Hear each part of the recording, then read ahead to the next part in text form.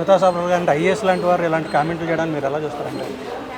తీవ్రంగా ఖండిస్తున్నాను ఆమె వ్యాఖ్యల్ని.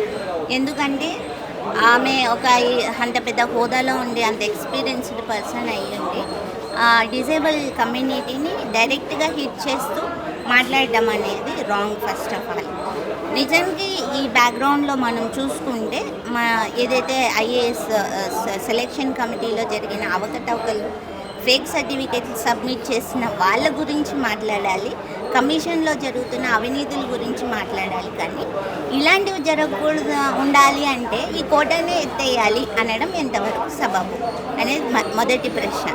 దానికి ఆమె ఫిజికల్ ఫిట్నెస్ అనే దాన్ని ఆమె ఉద్దేశిస్తూ మాట్లాడినప్పుడు ఫిజికల్ ఫిట్నెస్ అనేది ఈ ఐఏఎస్ సాధించడానికి ఎంతవరకు అవసరం అనేది ఏదైనా ప్రమాణాలు అనేది ఆల్రెడీ కమిషన్ డిసైడ్ చేసింది. ఈ కోటాని నిర్ణయించింది ఎవరో కాదు, సుప్రీంకోర్టు అత్యున్నత న్యాయస్థానం 25 ఏళ్ల క్రితమే కోటాని నిర్ణయించిన తర్వాత ఇప్పుడు ఈమె వచ్చి దాన్ని ప్రశ్నించే హక్కు ఈమెకు లేదు. అలా ప్రశ్నించడం అనేది మన రాజ్యాంగాన్ని వ్యతిరేకించడం అనే దాంట్లోకే వస్తుంది.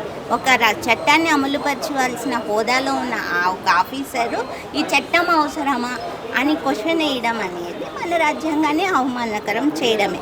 ఇది మమ్మల్నే కాదు, మన భారతదేశ రాజ్యాంగాన్ని కూడా అవమానించినట్టే.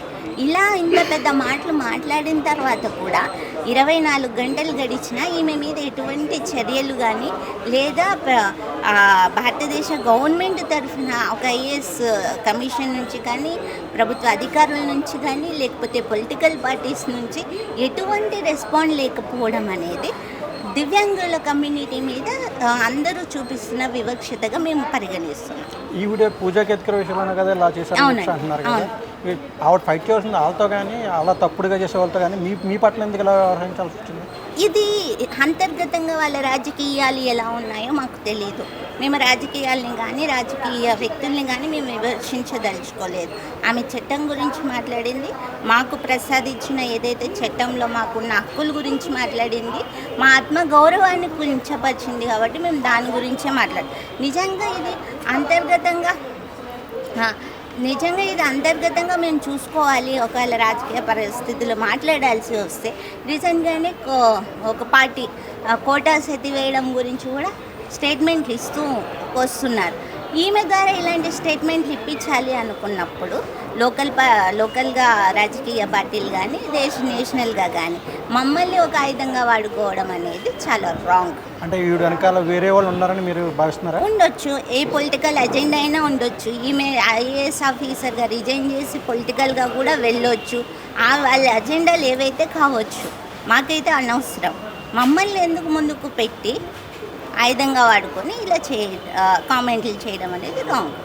అంటే ఇలా మీకు కోటా తీసేసి ఆల్టర్నేటివ్గా ఏమన్నా ప్రొవైడ్ చేయాలన్న ఒక సజెషన్ కూడా ఇవ్వలేదు, ఏమీ లేకుండా ఇలా ఒక వేగ్గా కామెంట్ చేయడం ఏంటంటే ఒక 3 స్టేట్మెంట్లు ఇచ్చేటప్పుడు బ్యాక్గ్రౌండ్ చెక్ చేయాలి. ఎందుకు వచ్చింది ఇది? మేము 1995లో చట్టం వస్తే 99లో కోటాస్ అనేటివి మాకు డిసైడ్ చేశారు. సుప్రీంకోర్టులో పోరాడి మరి మా నేషనల్ లీడర్ జావేద్ అబీదీ గారు. ఇప్పటికీ 25 ఏళ్ళు అయింది. 3% నుంచి మళ్ళీ మన 2016 యాక్ట్ ద్వారా 5%గా వచ్చింది. ఆ 5%లో కూడా మెయిన్ డిజేబుల్ కేటగిరీస్లో ఒక లోకోమోటర్ కానీ, బ్లైండ్ కానీ, డెఫ్ అండ్ డమ్ కానీ, ఆటిజం కానీ ఇలా ఒక మెయిన్ 5 కేటగిరీస్లో ఈచ్ కేటగిరీకి 1% రిజర్వేషన్ ఇచ్చినారు. మేము ఎవరితో పోటీ పడుతున్నాం?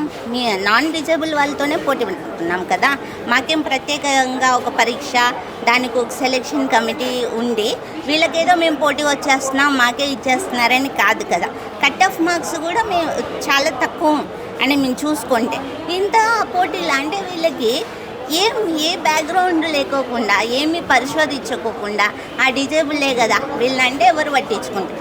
అదే అనమండి, ఒక ఎస్సీ ఎస్టీ బీసీ కమ్యూనిటీస్ని కోట్ చేసి వాళ్ళకి కోట అవసరమా అని అనమనండి. ధైర్యం లేదు వీళ్ళకి. అంటే మమ్మల్ని అంటే ఎవరు పట్టించుకోరు కదా, అది వీళ్ళ ధీమా. మీరు అంటే వారు క్షమాపణ చెప్తే వదిలేస్తారా, లేకపోతే అన్ని చర్యలు డిమాండ్ చేస్తున్నారా? మెంటల్ డిజబిలిటీ వాళ్ళని ఏం చేస్తామండి అలా అని ఇప్పుడు కాదు. ఎందుకంటే నేను అంటే క్షమాపణ కోరుతున్నాం. ఆమె క్షమాపణ కోరకపోతే ఆమె ఏదైతే చట్టం మళ్ళీ అదే చట్టాన్ని అప్రోచ్ అయ్యి ఆ చట్ట ప్రకారమే చర్యలు తీసుకుంటాం. అంటే క్షమాపణ చెప్తే సరిపోతుందా, చర్యలు కూడా క్షమాపణ చెప్పాలి. అలాగే ప్రభుత్వం కూడా ఆమెకు ఒక నోటీస్ పంపించాలి.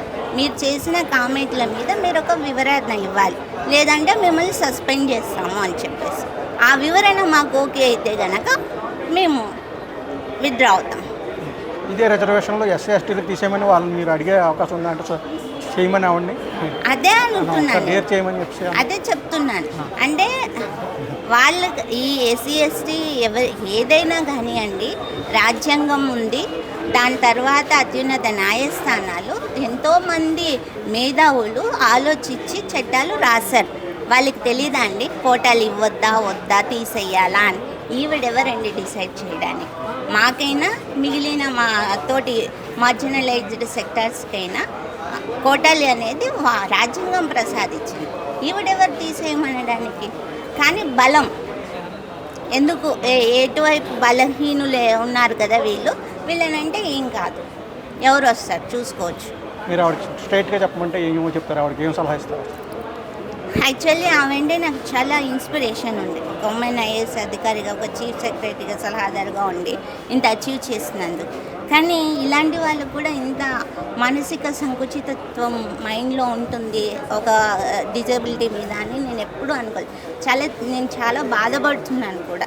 నేను దీనివల్ల మాకు చాలా అవకాశాలు వెనక్కి తగ్గిపోవడమే కాకుండా మమ్మల్ని డిస్కరేజ్ చేస్తారండి ఫ్యామిలీస్ దగ్గర నుంచి. సో నేను ఆమెను కోరుకునేది ఏంటంటే క్షమాపణది కూడా ఒక వివరణాత్మకంగా ఏ సందర్భంగా ఎందుకు ఎలాంటి దాంట్లో అనేది చెప్పాలి అందరికీ. ఆమె కూడా ప్రెస్ మీట్ పెట్టి చెప్పాలి.